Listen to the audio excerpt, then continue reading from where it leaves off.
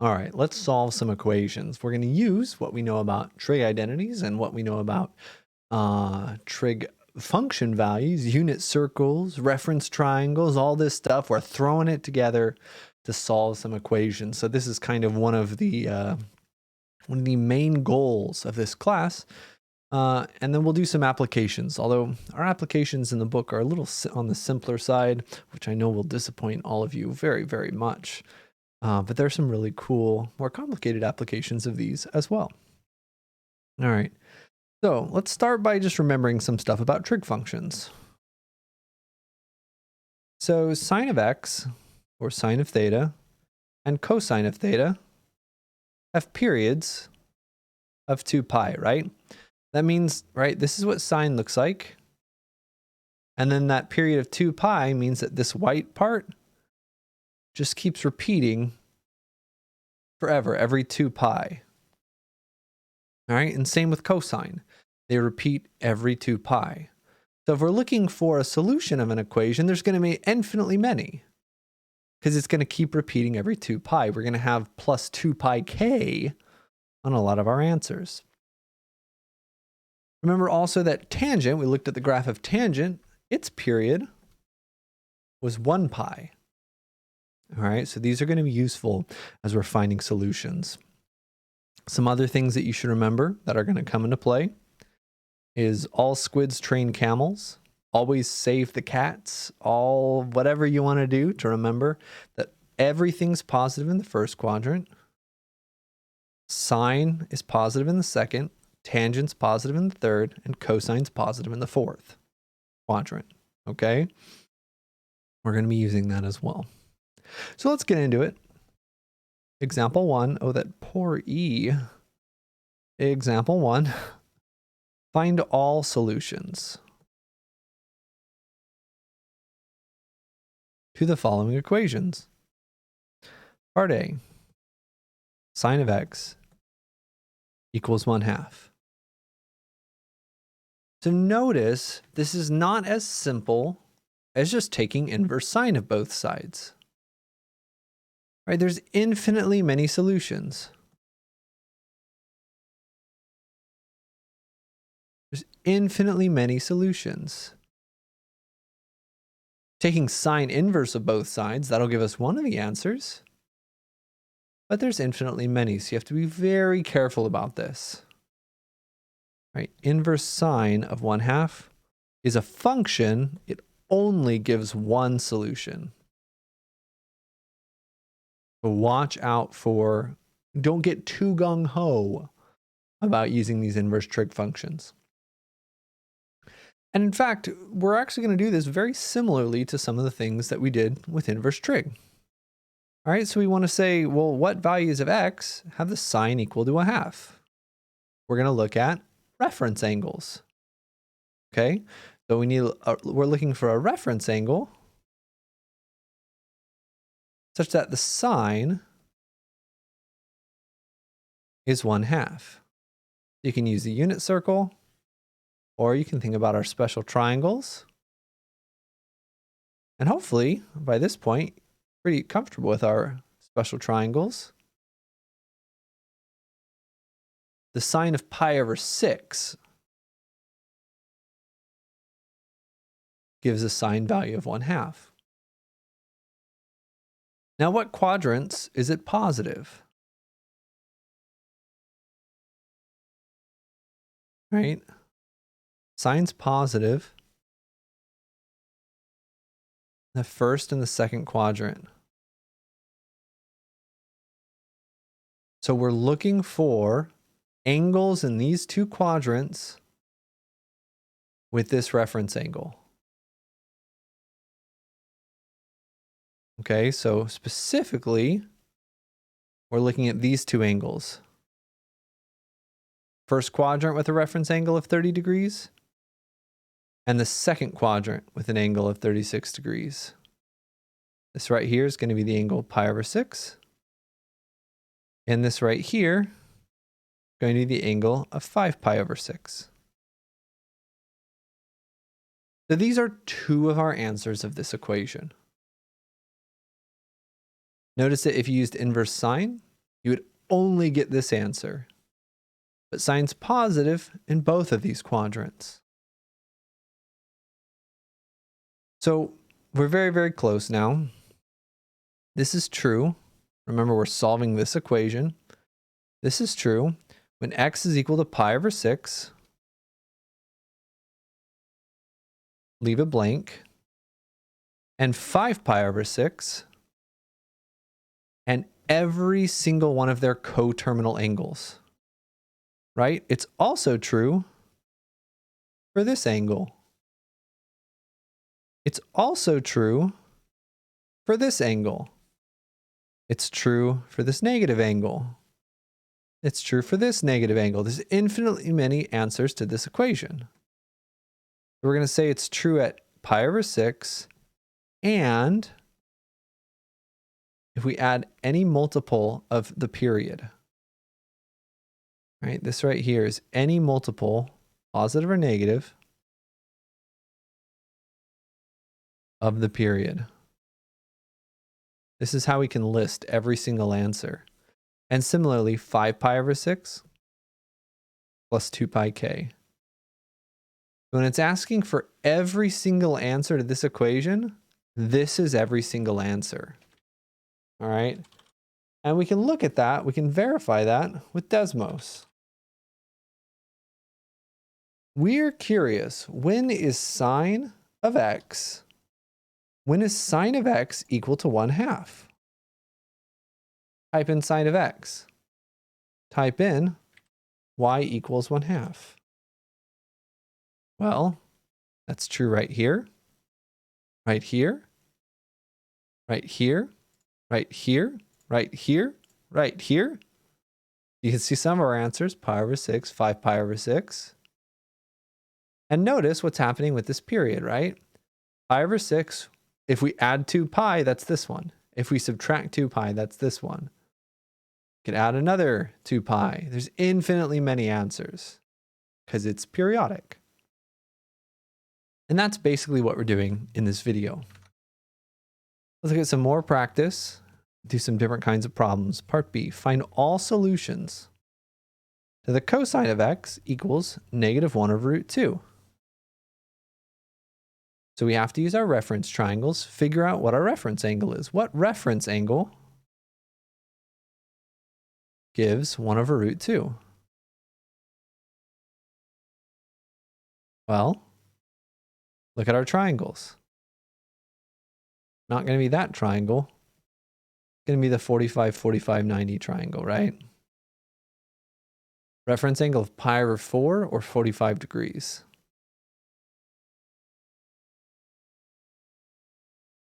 Well, we also need cosine to be negative. But what quadrants is cosine negative? Cosine's negative. Whoa! Cosine's negative in the second and the third quadrant. So our answers are going to be 45 degrees in the second quadrant. Reference angle. This is our reference angle, 45 degrees. And a reference angle of 45 degrees, which looks like this, in the third quadrant. This first one, that's 90 degrees plus 45 degrees, or pi over 2 plus pi over 4. 3 pi over 4. And the second angle is pi plus pi over 4. This is 5 pi over 4. Okay? You can also think about these in degrees. Just be very clear that you include your units. Radians is a good idea, but you can do degrees as long as you're writing degrees everywhere. So our answers are 3 pi over 4, 5 pi over 4, but again, remember any period, right? Any coterminal angle to these ones. Right, so this right angle is also one. This negative angle is also an answer. This negative angle is also an answer. There's infinitely many. So it's these two plus every 2 pi. And again, if you really want to be good, say that k is any integer. This means k is any integer. Z is the set of all integers. -1, 0, 1, 2, 3, -2, -3, etc. And that's how we have it.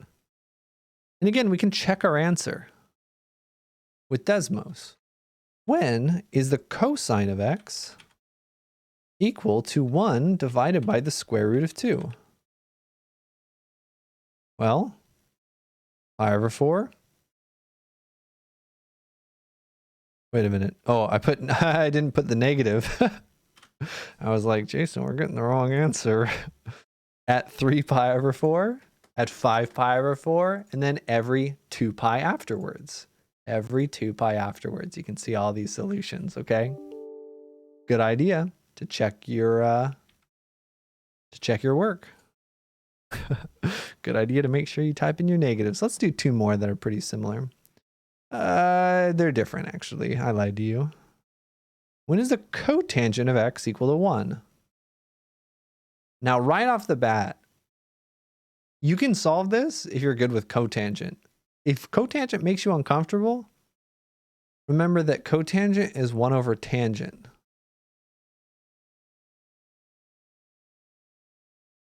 So we can write 1 as 1 divided by 1, and we can cross multiply. But as long as tangent's not equal to 0, this is the same as when is tangent of x equal to +1 if you cross multiply. This right here is usually easier. We do have a small restriction that this is only true when tangent of x is not equal to 0. But we're requiring tangent of x to be equal to 1 anyway, so it's fine. This is taken care of. So when is tangent equal to 1? Just like before, find what reference angle gives it 1. And it's going to be just like before, pi over 4. This triangle, right? Or you can use a unit circle. This is our reference angle. We want it to be positive. So what quadrants is tangent positive? First and the third. Our angles are going to be in the first quadrant. Pi over 4 in the first quadrant. Reference angle of pi over 4 in the third quadrant. Pi over 4. And 5 pi over 4. Now, notice something a little interesting here. For tangent, the period is pi. Pi is 180 degrees. This angle right here is 180 degrees. So for tangent, you technically only need one of them, right? If we answered, so don't write this down. Do not write down what I'm about to write down. But if we did this answer, just like before, pi over 4 plus 2 pi k, and 5 pi over 4 plus 2 pi k, this would be correct, but it's not really simplified. The period of x is just pi. So we can actually, for this one, get rid of this second answer and just write this as plus pi k. And that'll always work for tangent. We won't see a lot of tangents, so this isn't super huge, but you can see it graphically. When is cotangent of x equal to 1? Go over here, cotangent of x. When is that equal to 1? Well, it's equal to 1. Pi over 4, 5 pi over 4, and then every pi afterwards. Okay, it's every pi here. So tangent's a little different, and cotangent is basically tangent. But it's not going to be a big deal, and it's not going to pop up that much. But I did want to mention it to you. Last one of the video, cosecant of x equals -2 over root 3. And again, if you're really good with cosecant, power to you. I'm going to write this as 1 over sine. And then we can just take the reciprocal of both sides, or you can think of cross multiplying. However you want to think about this next step. Either way, this is the same equation as when the sine of x is negative root 3 over 2. Notice that's just the reciprocal of what we started with. So look at your special triangles or your unit circle to find what reference angle is going to give us root 3 over 2. For sine, it's going to be pi over 3. Opposite over hypotenuse is root 3 over 2. The reference angle is pi over 3. And we need it to be negative.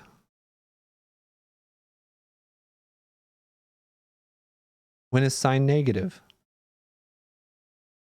Right here. Our answers are going to be the angles with a reference angle of 60 degrees. Remember, reference angle is this, the angle that it makes with the x-axis. That right there has to be pi over 3, which means this full angle is pi plus pi over 3. It's 4 pi over 3. And the other one is the one in the fourth quadrant, same reference angle. This needs to be pi over 3. So what's this angle? You could think of it as negative pi over 3, but I'm going to be consistent with some other things that we've done. Say this angle is going to be, you can think about it as 2 pi minus pi over 3. 2 pi would be all the way over, but we're not going all the way over. We have a pi over 3 left over. It's going to be 2 pi minus pi over 3. That should be 6 pi over 3 minus 1, 5 pi over 3. So this is true when x is equal to 4 pi over 3 plus 2 pi k and 5 pi over 3 plus 2 pi k, where k is any integer. Now, all of the book problems here, they're all just asking you to find, I think almost all of them are asking you to find only the values of x in 0 to 2 pi. Okay, I think the book is not really asking for all of them, so the book is not really going to require this. There's a couple problems that might. But this is how you find every single solution to a trigonometric equation. The basic ones, anyway. For the more complicated ones, stay tuned.